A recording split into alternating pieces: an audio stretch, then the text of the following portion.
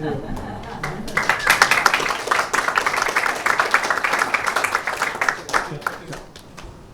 day, everybody. Wonderful evening we have had today, right?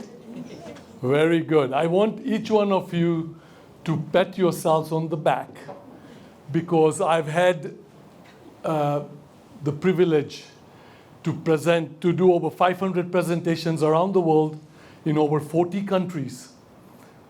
And guess which is the best place for me to present? Australia.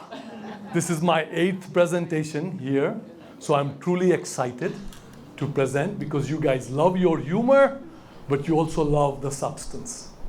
So, I'll start with a little icebreaker. That kid that you see in the circle was the Sam Constance of East Africa in 1979. That was me. At the age of 19, I became the youngest ever cricket player for East Africa. And this photograph is taken at Lord's. That is Kim Hughes, the captain of that Australian team. And then the Queen had invited us for tea, and which is where I met my hero at that time, Mr. Alan Border. And which is very interesting, it is because of the Border Gavaskar Trophy that I am here.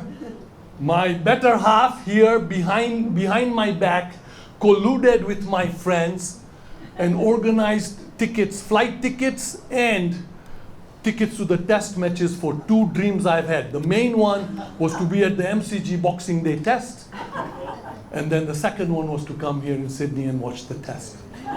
So as I was coming here, I said to Sandra, please let me do this tribute to a truly amazing gentleman. So thank you, Sandra, for allowing me to give my thanks. Paul is up here, and I can tell you I've come up with a presentation that if you keep your ears open and you hear laughter, it's coming from Paul. So, like everybody does these days, we set up a WhatsApp group, and we call the WhatsApp groups with Sydney Swingers. And all these friends have come from around the world. We have Gita, who has come from Singapore. We have Liz, my wife, who came from Florida. We have AC and Divya, who have come from Perth. But while we were together in high school in Nairobi, and he is a sewage expert. We call him a shit expert. And there's a group that was going to be coming from England, but the mother fell down and they couldn't. So just so that you don't get confused about the word swingers, so I just went into artificial intelligence, and I said, what does artificial intelligence telling us? It's telling us that the slang term swinger has multiple definitions, including someone who is lively and fashionable, and someone who is promiscuous or exchanges spouses for sex. So we are definitely not that. We are not those kind of swingers.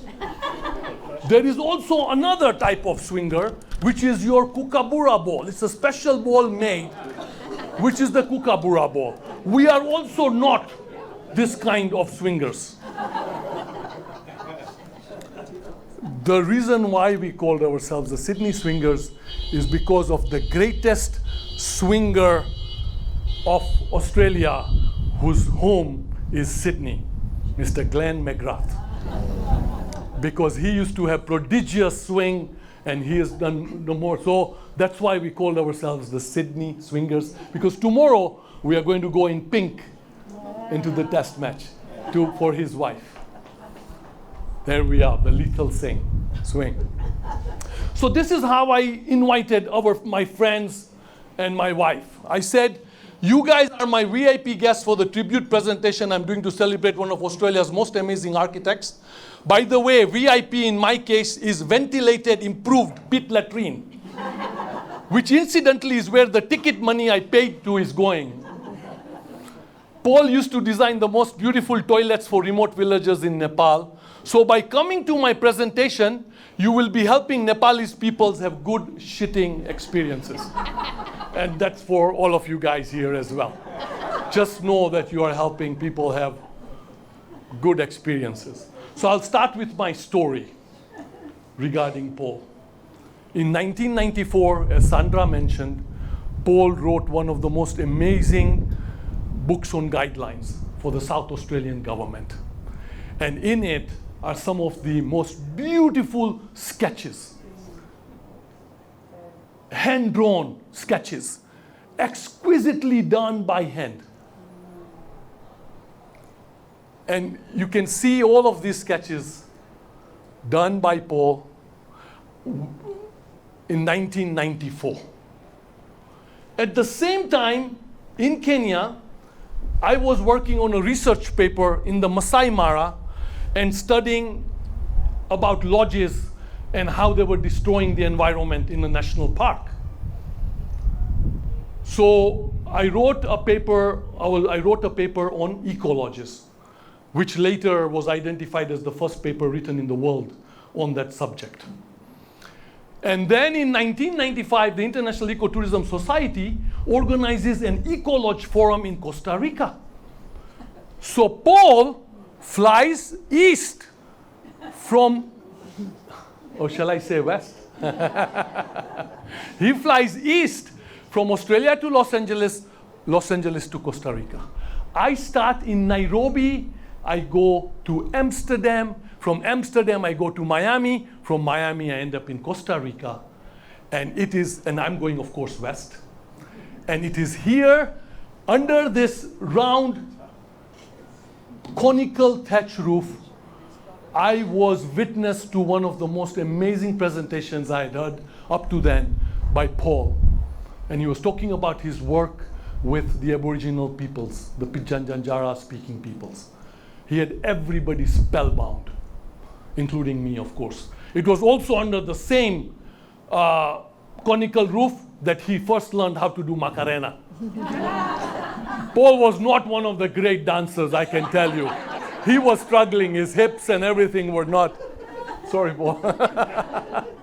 Anyway, so later on, the organizers asked me to be the chief editor, the main editor for a book that came out of that conference. And while I was working on that book, I wrote a special chapter that related only to metaphysical aspects. It's the first book ever done where aspects like feng shui, vastu shastra, the Native Americans in the US and how they go about learning from the land, and songlines and dreamtime. And it is here I asked Paul to write a small 3-page piece on the Pitjantjatjara speaking peoples. It's the first time it was ever done. So we remained in touch. And then in 2003, I was working for this firm that invited me to go and check out the site. That was 1.5 hours drive from Guangzhou, and Hong Kong is right here. So I flew into Guangzhou, and the clients took me to this site. It's in the deciduous forests of Nankun Shan, and right at the base are the bamboo plantations, and then further down along the river are peach and plum plantations.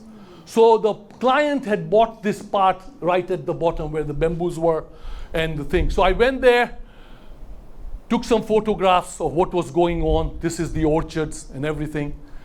And I noticed that the bamboo was being used for all the scaffolding work of buildings in Guangzhou and in Hong Kong. So I surveyed the site, and then I sat in the bamboo, under the bamboo, and I meditated. And at that time, I told myself that one way to sell, because they were also looking at another Australian company. So I said, how can I really do something, you know? So I told them, I said, I'm going to get you the ecolodge dream team of the planet.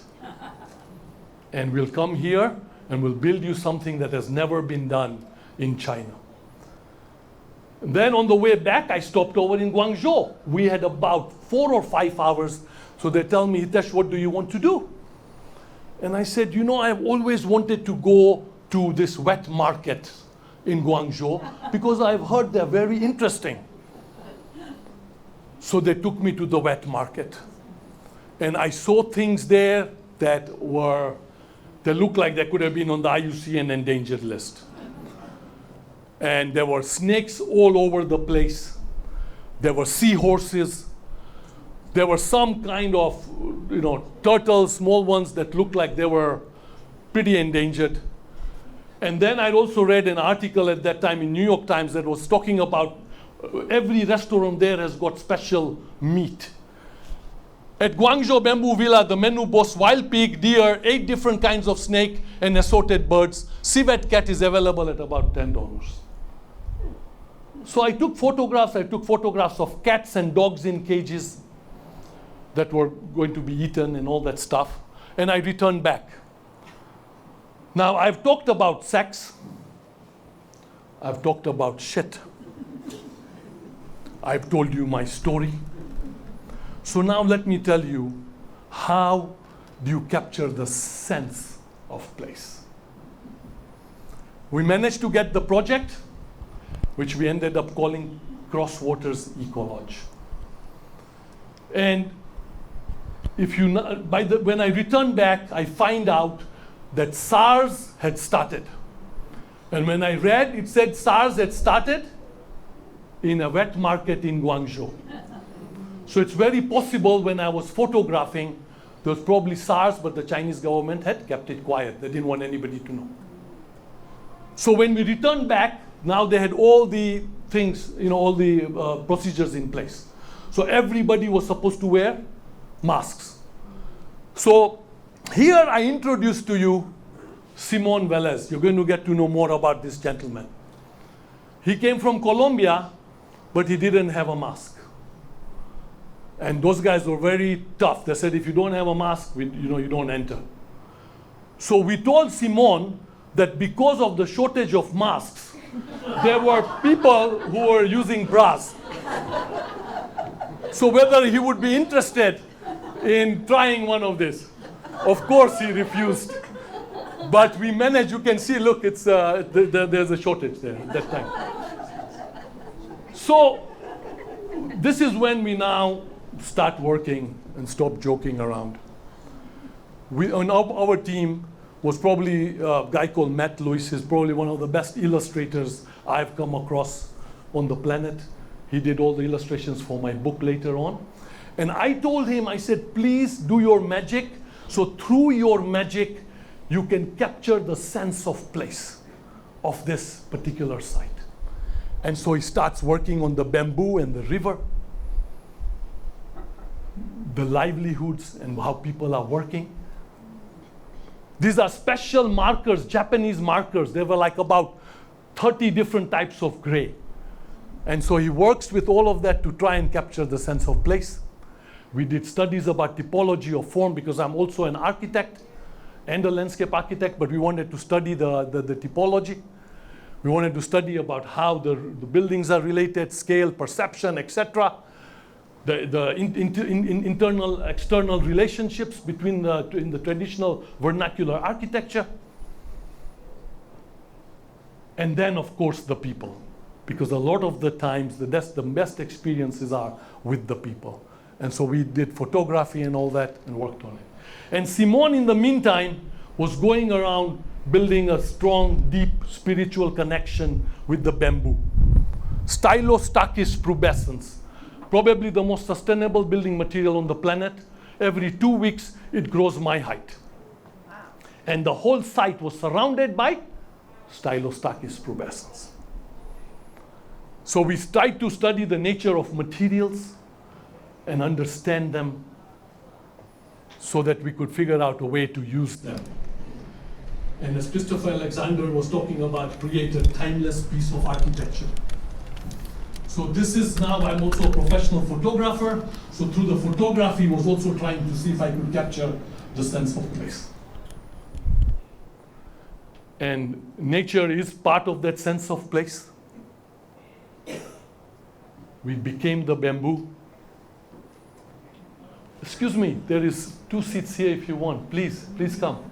Oh, this is Asia on the board of the Paul Pholeros Foundation.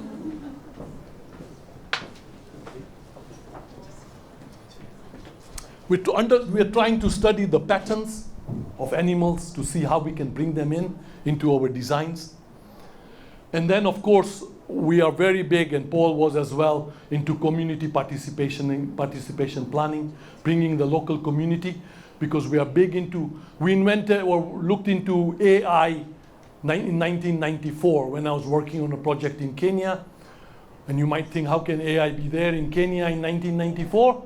We called it ancestral intelligence.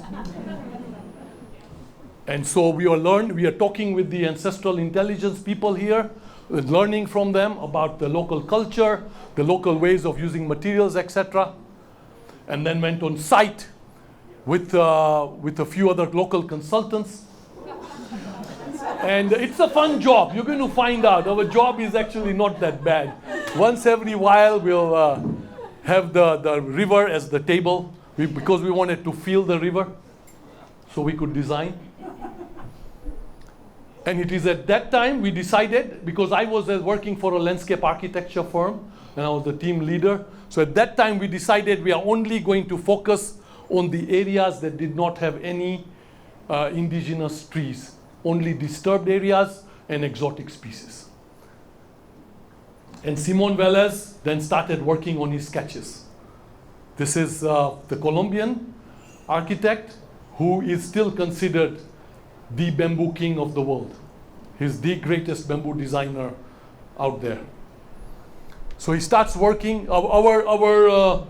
We had told him, because he had already built the longest bamboo bridge in the world in Bogota at 24 meters.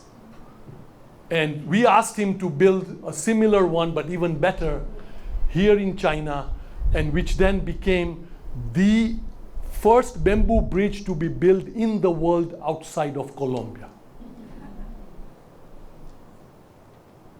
So we go and do a site plan, a conceptual site plan that shows the layouts of the whole place.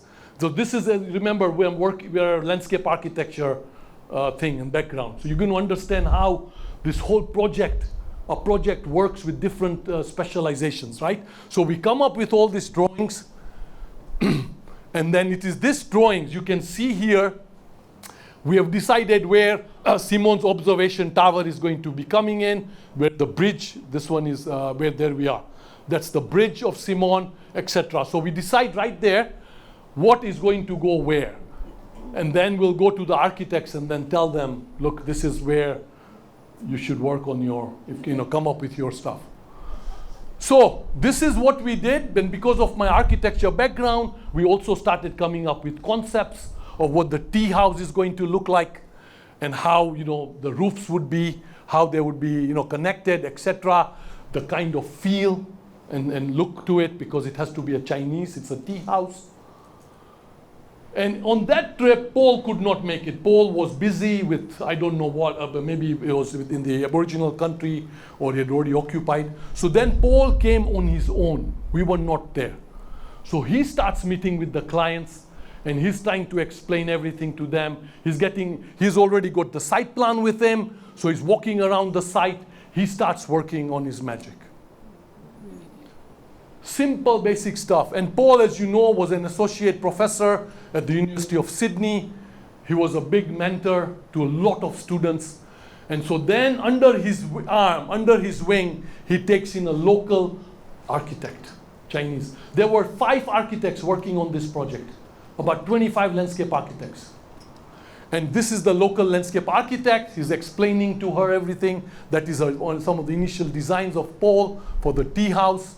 That's one of the villas that was designed. And then he returned back here to Sydney, to Bilgola. Is it Bilgola? Bilgola. In his office here.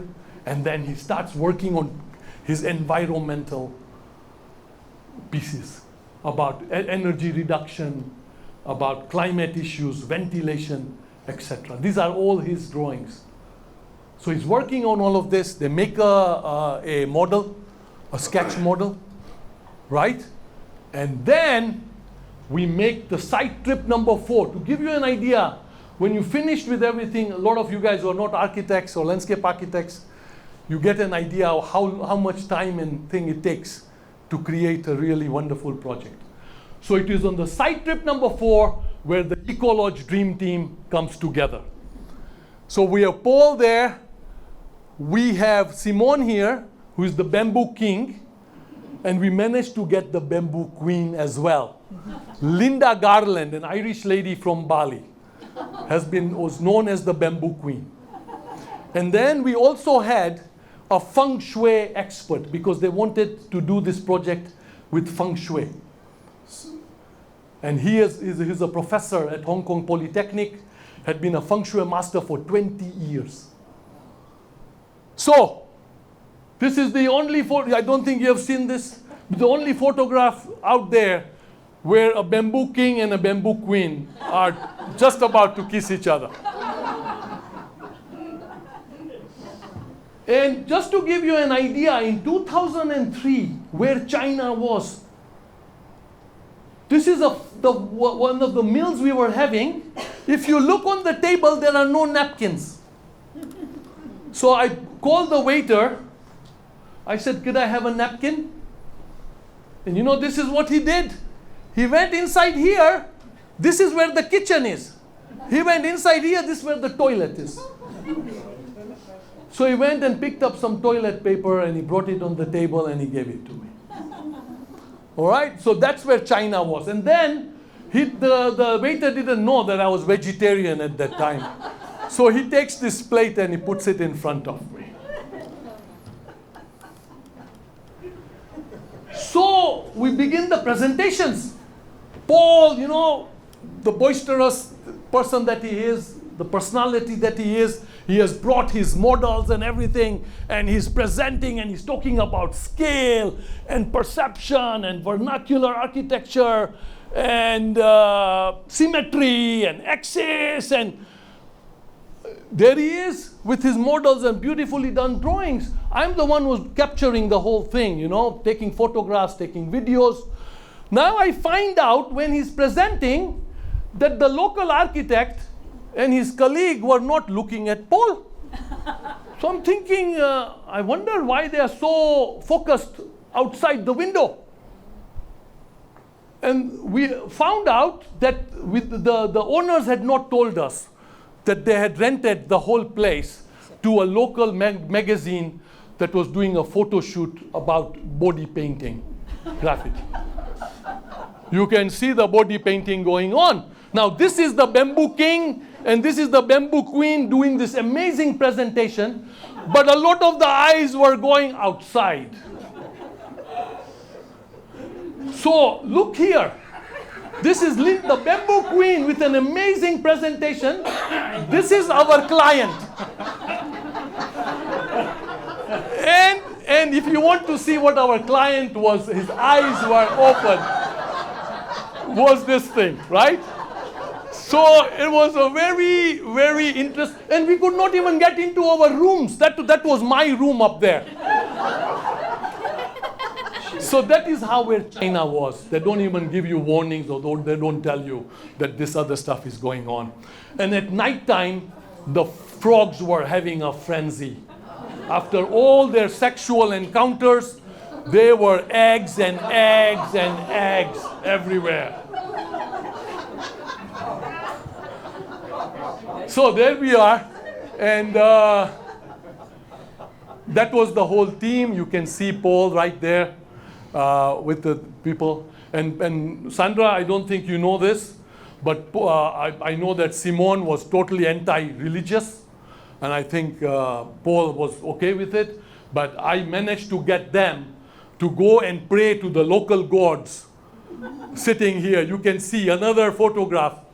That would be very rare to have Paul and Simone praying to a local god. And then we had Michael Chang, the feng shui master. We started walking around the site, and he's got a little compass, and he's walking around, he's checking out all the different directions and everything. Then he comes and sits on our site plan, and then he starts doing his stuff. And we're looking at the numbers, and he's thinking, I've never seen anything like this before. So he starts doing this, he's overlaying on our site plan, and he's working out stuff. And this is his drawing. And then at the end of it, he tells us that the whole site is a quadrant, and every quadrant needs to have certain kind of energy in it and what you need to do. And he says that in this quadrant, you need to have what they call a moving, positive metal, earth, moving metal. And you will see what we did just to make sure that the energy, the feng shui energy fits in. This project ended up being, look at that, those are his calculations. You would never find this in any architectural department or university anywhere in the world. But he came up with, this is ancient ancestral intelligence right here. Huh? So he works out all of these things, and then we had to change our site plan because the energy was not flowing the right way. And as landscape architects, we studied Chinese planning and design, and we started working on symbologies and Chinese history, and we also started creating gardens. And we would all get together, have some amazing conversations. Don't be cheated by the way these guys look, but they are amongst the most switched on people when it comes to design. And we then made another trip to Bali, not to China, but to Bali, because Linda Garland, the bamboo queen here, had done something very, very interesting. And by the way, here is Justine standing behind Paul. Justine, where are you? Is Justine here? There we go, she's here. So you know that I'm not BSing. So there it is, Paul giving a presentation in Bali, working on his model. And Linda Garland in Bali built a one-to-one model of the whole villa that was designed. And she's there right now in that villa and working on a one-to-one model. So we have done this. Now we come to the sensual part.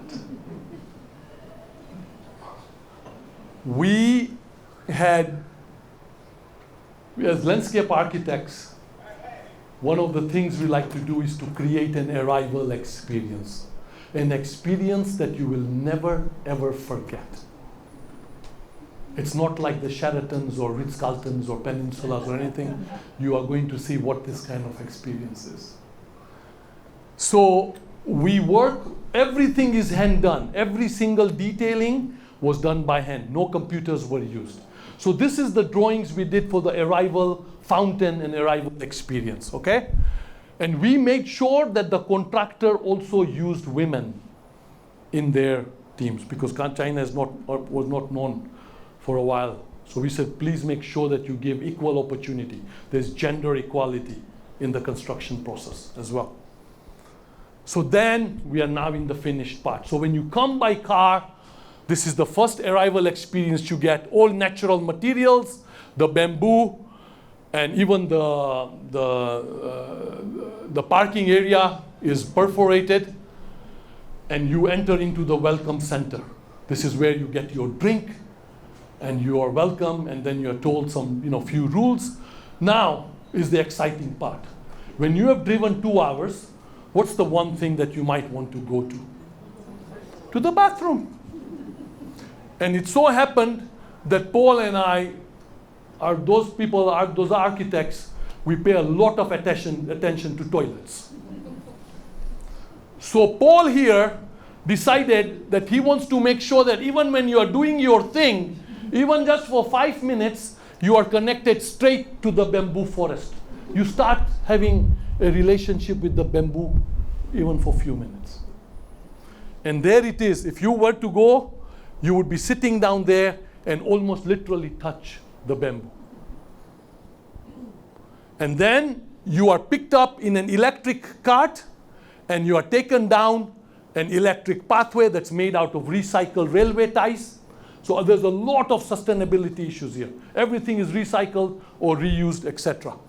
So you pass through there, and then at this point you come to the arrival gate that is designed by Simone Velez.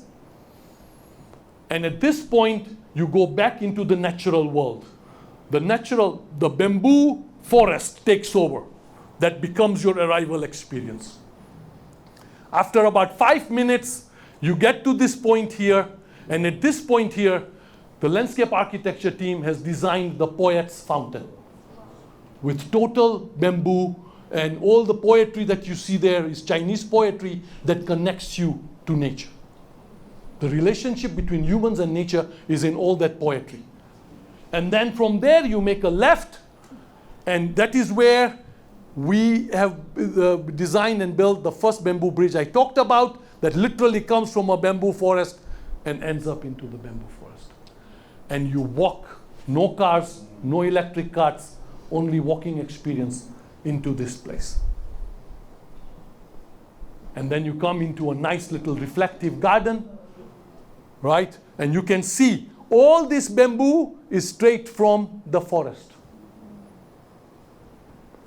And everything is designed with the axis, which is the feng shui axis, which is 3 degrees of north. So if you go to the Forbidden City in China, in Beijing, or you go to the Summer Palace in Beijing, all of them are designed on an axis that is 3 degrees of north. That is the most beautiful feng shui axis, where the most beautiful, the best energy goes through. So this whole project is designed on that axis. And from there is when you go into your rooms, into your villas. And this is where Paul and his team worked on it as landscape architects. We laid out the exact positions of the buildings. So when the project is done, there is harmony between the building and the landscape. Every single plant species was native, and only native to that part of the mountain, in that area. Not even other parts of China. Spent a lot of time ensuring that every plant species is from there. So there, once you don't cut trees and you leave them on their own, there's privacy straight from the trees. Yeah? And these tiles, we went, in that time in China, the early, like 2003, 2004, they were destroying all their old buildings because they wanted to copy the US and they wanted to copy Europe. So they were building with steel and glass and aluminum. So all of this stuff they were destroying and throwing it away. And we would go there and pick up every single roofing tile that we found. And we brought it to our site so you can have timeless architecture. And we used rammed earth walls. You can see everything there is natural materials. And this is where Paul is like a total magician. His detailing, the famous architect Mies van der Rohe said, God is in the details. And when Paul was on song, God was everywhere. And you can just see this experience he created, okay? This is the how, if you want to sleep at night or during the daytime and you don't want anything, disturbance, you close the door. Okay, now let's go here. There, the door is open.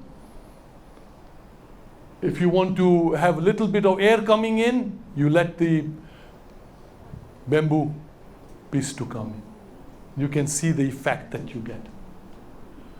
Those were the bathrooms we created with private gardens. So this is where architects, landscape architects, interior designers are all working in sync, in harmony. And we designed the outdoor showers. That is Paul's design, Paul's work. And it was at the hub of the whole project that Paul just took his work to a completely new level. And it was amazing. This is the work of landscape architecture. This is what I did and my team. This is the work that Paul did as an architect, and the roof was done by another third architect, which is Simon Welles. You would not, it's very uncommon to have situations where you have 5 architects working in harmony on one project. And you can see the detailing that Paul did, especially with the doors, to create this inside-outside environment. And this is where he was, this is one of the best pieces of detailing that I have seen. So when you are having your organic watermelon juice, you have that view through what he created. And all of this can be closed off.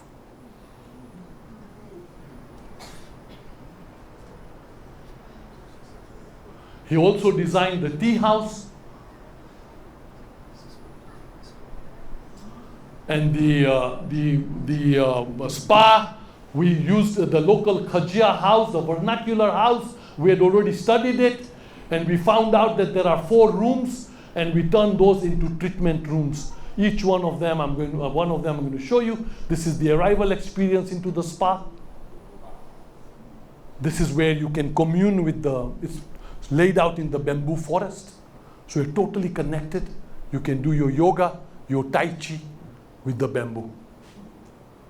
And that's one of the rooms where you can get treatment and you can really spiritually connect with the bamboo.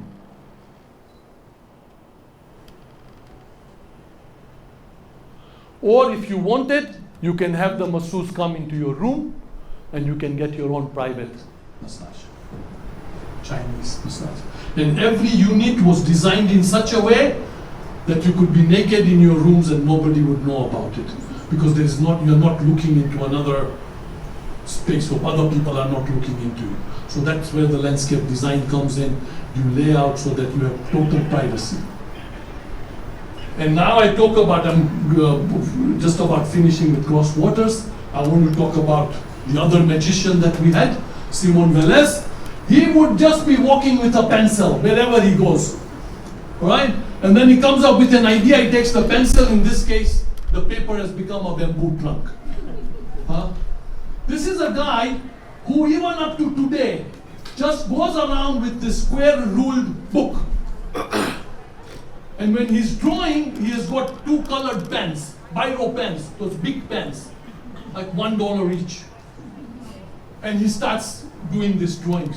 So for all of you guys who are architects or landscape architects, what you are seeing there is conceptual design, schematic design, design development, and construction drawings.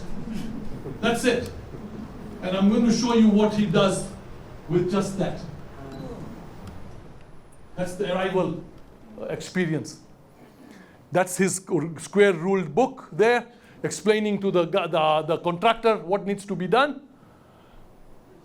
This whole bridge was 2 pages of that square ruled book. That's it. The whole thing was done with that. In the evening. Your arrival experience if you came in the evening. He also designed the bamboo walk. When you come from the main hub into your rooms, this is a walkway that he designed. And these are his drawings. Look, done with hand. There's no rulers, no nothing. Unbelievable. He designed the observation towers.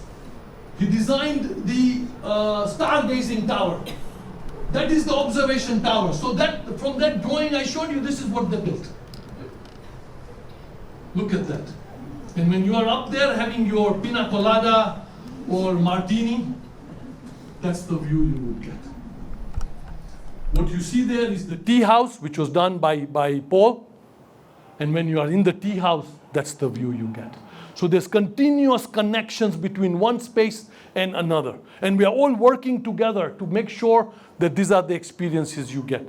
This is the specially designed stargazing tower, which requires very strong structures to hold the telescope, which is right up there. And when you are up there on a clear night, you can see the rings of Saturn and the moons of Jupiter. And here is that building that the feng shui guy said, you got to have some metal building. It has to be a pencil tower that's made out of metal. So this piece is not being used at all. It's just there to ensure the energy of the whole place is right. And there it is, it was built. That's just the structure of something right there.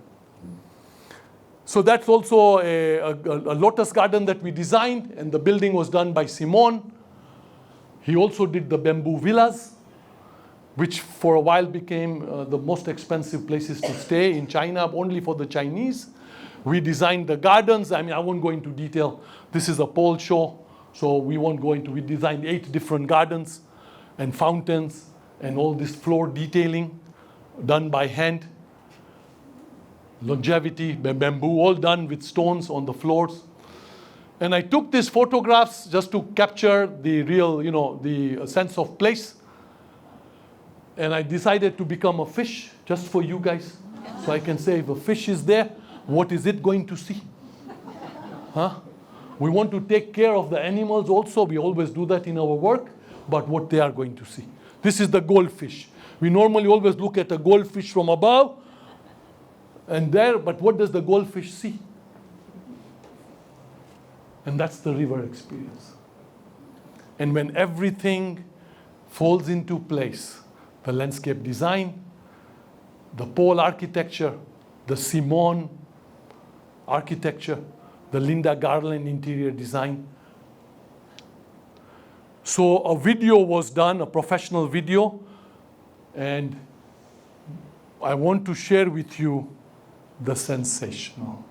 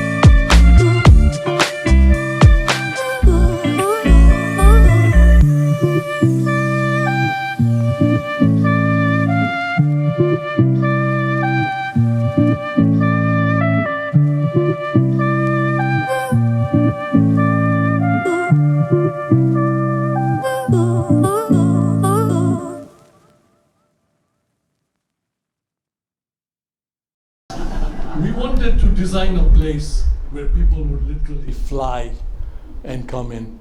This place was right from day one designed only for the Chinese. They're not interested in international people. And there were like 50 million people in a radius around it. And it became at one time the most awarded lodge property in the world. And now I'm going to come to a final part here, especially related to the S's, the studios. There is something to be said in the profession when people connect at a different level than just speech and physical thing. It's transcendental stuff. And Paul, Simone, and myself, we just had we traveled quite a bit around the world. We connected so well. And after a while of just hanging out together, we had the same type of humor. We have the same type of humor. And we started joking around a little bit, having fun, having great conversations, and then started, of course, goofing around a little bit.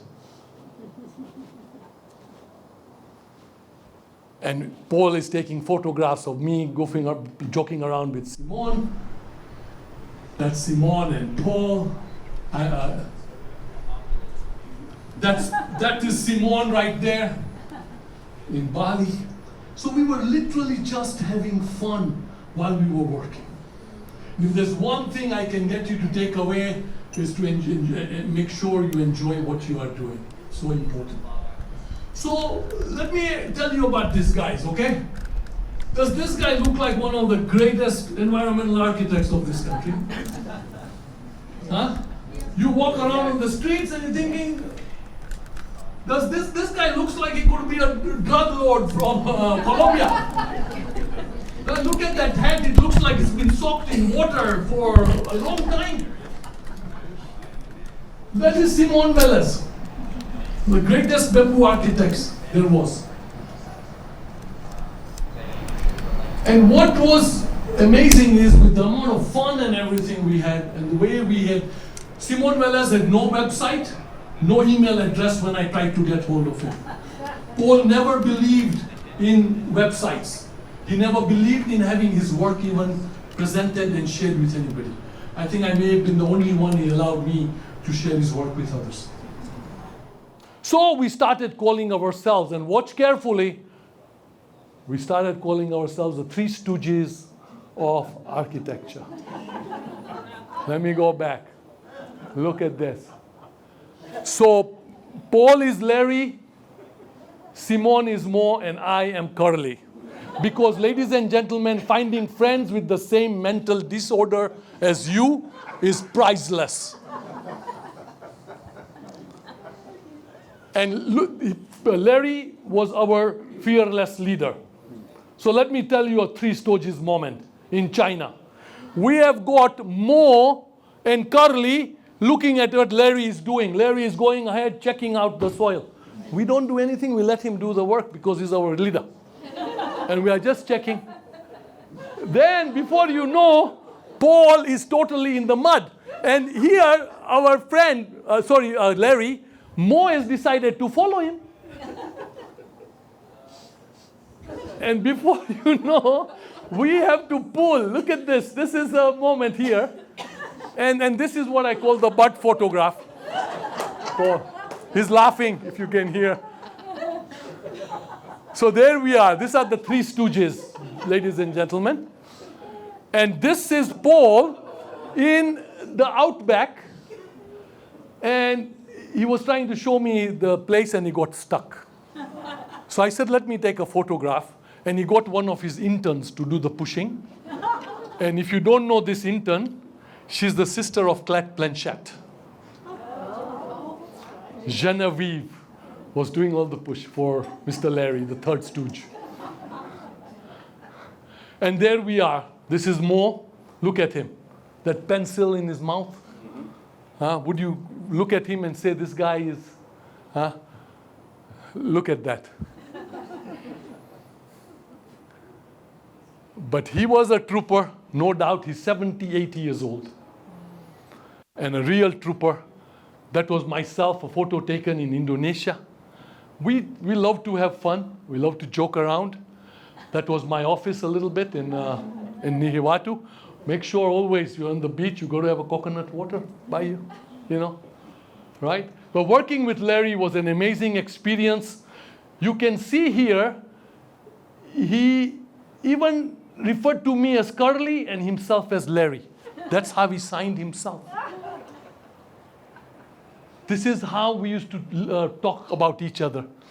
And I have to say, he realized my dream of doing swagging in the outback in Pitjantjantjara country near Uluru. So there he is, right there. And look at that. This is as archaic as a computer you've ever seen. But he is working in the middle of nowhere in total darkness. But it was a true pleasure working with these two gentlemen. There they are. We had this, as I call it, a transcendental friendship, and relationship. The discussions, Paul and Simon were talking about people at the complete top of their game. I used to call them full moon architects, not star architects. Because guess what happens when the full moon is around? What happens to the stars? Gone. These are the full moon architects. So different places. And I'm going to end with just two quick examples of Paul's work. I managed to bring him to another project in Indonesia, Nihiwatu. And there was already an existing property. They wanted to add some villas. And so Paul started working on his magic. You can see his drawings.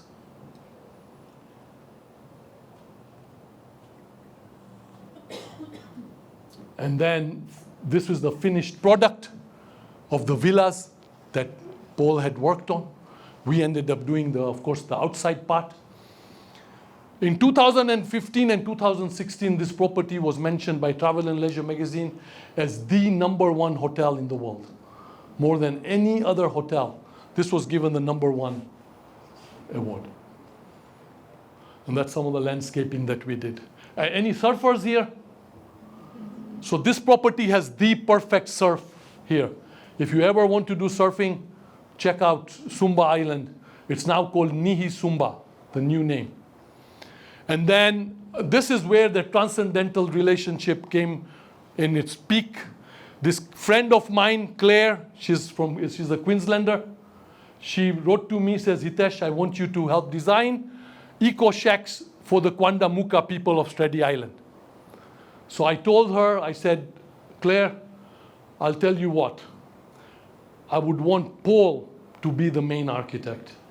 I'll be the landscape guy, and we'll bring in a local team, and we will work. So I gave actually Paul a couple of times to lead and run the projects. So this is what I call a terminology I came up with. It is called ego-less, but eco-more architecture. And there he is working with the native Aboriginal people. This is a site plan that we did. So there's always continuity. This is a native Aboriginal, this is ancestral intelligence at its best, right there. We are learning from them. We just go with our ears and we listen to them. And we brought in a total local team. This is one of the, I think, first or second Aboriginal architect in Australia. And there's a local landscape architect, that is Adriano. That's a local landscape architect. And that's, I forget his name. Kevin O'Brien. Kevin O'Brien. So you guys know him. All right. So he did all the detailing work, construction work. We brought in a local Belinda Close, a local Kwanda Muka artist, who took one of her designs, and we did the entrance doors for that thing. And these are the eco shacks that if you ever go to Amity Place and book in advance, there are only 2 of them. We wanted to do about 10, 15, but the politics there is just crazy. And then there's Paul, is working on his drawings and sketches. And you can see one of the last emails I received from Paul. This is, he says, sent using my new 6B pencil on an email. And this is probably the last drawing, at least with the projects he worked on with me, he did for a Chinese project. Everything done by hand. And that's what he was, connecting the visitor to the forest and stream outside the building. So, after he passed away, just 2 pieces of the things that came out. This is from Mo. I'm very saddened with the tragic news of Larry. The time we worked together in China has been some of the most beautiful experiences of my life. This is the bamboo king of the world talking. Apart from being a creative architect, Larry was a humble man. You see, he's referring to him as Larry. With a great sense of humor. He must already be enjoying his new life. Condolences to his wife. And this is what I sent. Our friendship was indeed priceless. You were my inspiration. And I hope to continue your legacy. May your soul rest in eternal peace. Om Shanti Shanti. Curly. Thank you.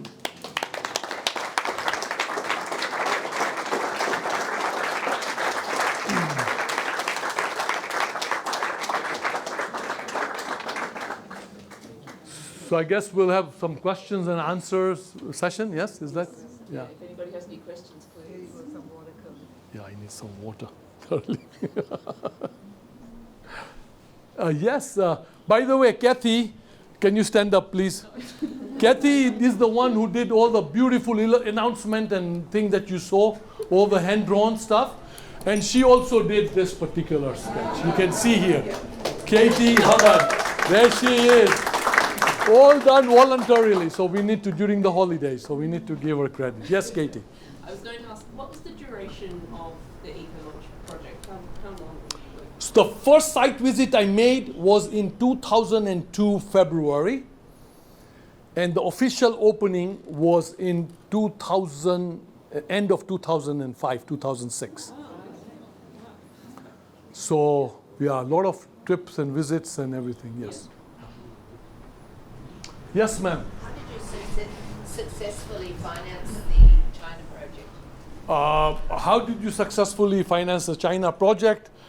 The client is a private client who already had a real estate business. So they were building projects already in urban areas. But it was amazing that in those days, there were some Chinese people who wanted to go into the ecotourism world. And his vision was to build the first ecotourism destination and the first ecolodge in China.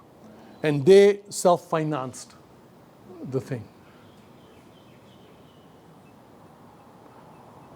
But it was not all roses because the brother of the client misused the money and the funds and ran the project down for a while.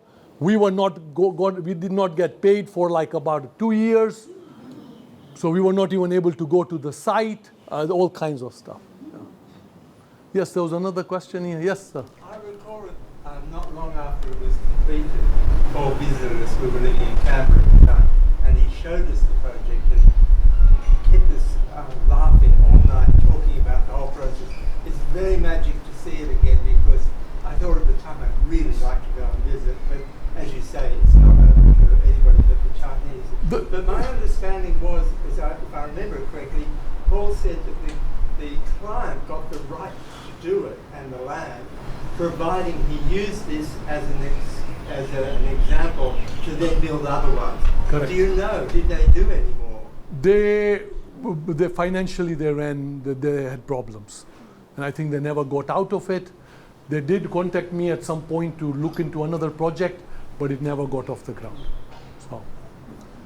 So this still remains the only real project that they did in the natural area. The other thing I remember him talking about was first when he arrived at the site, he was very upset because people were going to have to get out and then cross a busy road to make their way down to the site. And he said that there was an exchange, maybe you actually wanted to talk about that, with a local dignitary who suddenly turned up. Yes. And Paul talked about the sense of arrival and how he won him over and you got permission to go under the road. Under the road, yeah. So that was because it's a very steep area, it's in the mountains. So there was no flat area for us to build a welcome center on the same side as the main lodge. So we had to build it across, and then we finally managed to convince the local authorities for us to build a tunnel under the road. And that took some time, but it happened. Yeah. Yes. Yes, sir. What sort of a lifespan do bamboo bridges have? How long do they last? So one thing I learned from the king was that bamboo is just like any other wood. If you protect it and you treat it properly, it will last forever. Right? I mean, at our house now, we have a Mongolian furniture that's like 140 years old. And just recently we went and see some furniture. Where is it? In Uluru, by the rock. There is furniture there that's like, well, that's $30,000 each, but it could go on for 500 years, right? So, you know, if you protect it, that's why you see the bridge is covered. If you protect it, it will stay. If you treat it, it will stay. What we did, we used the borax, which is an environmentally friendly way to treat bamboo. And so we used borax as a way to keep. And I was at this property about 6 years ago, and the bamboo bridge is still looking solid. Solid, yeah.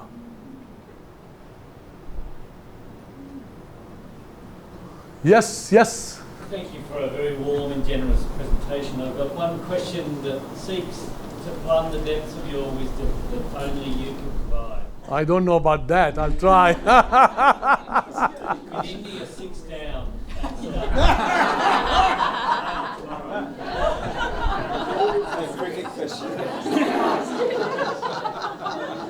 Can I just tell you I'm really pissed? Because we have spent a lot of money and come so far away for these guys to be playing T20 cricket. And we may not even get 2 hours to watch tomorrow. So anyway, we're not that too excited. It's been interesting, but was that wisdom or was that honesty?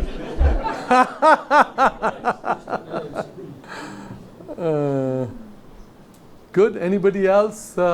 Any? Good.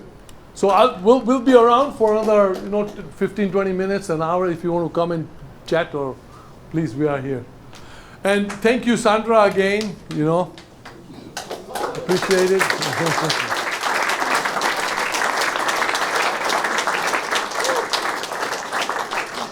Thank you so much, Hitesh. You fleshed out so much of the story that Paul made out to me was an incredibly serious project to work on. I kid you not. He never ever wanted to let on that work could be fun. Yeah. For me, work is always fun. That's the only reason I do it. So, mate, I've heard the story. Did he ever tell you about the body painting part of the whole? Don't be kidding. I would have remembered. I've actually had some certificates for you, and I don't know what I've done with them. I thought, no. But anyway, I can get them too. But thank you so much. That was just a fabulous presentation. Thank you all for listening. Appreciate it.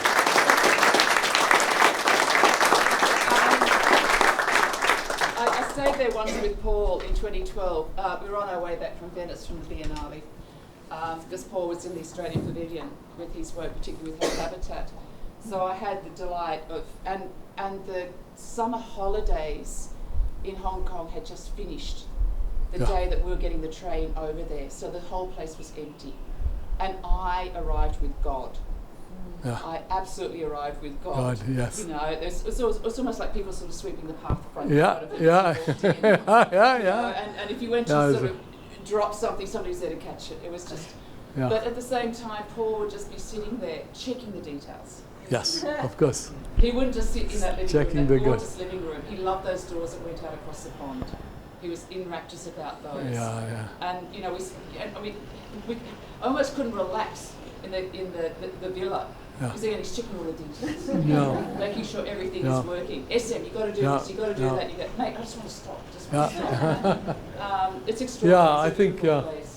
I think if there's one thing I have to say, having worked in I think probably about 67 countries around the world, I think there's one thing about you Aussies that I truly admire, and Paul was a classic, is that no matter how good you are, I won't talk about the cricket team, but from the professional side of things, so no matter how good you guys are, there's a humility that comes with it that is truly special. And having been in the US over 35, 40 years, you really see the difference. One end is very aggressive and very much on your face and wanting to, and then here you guys are still good and still there's a humility.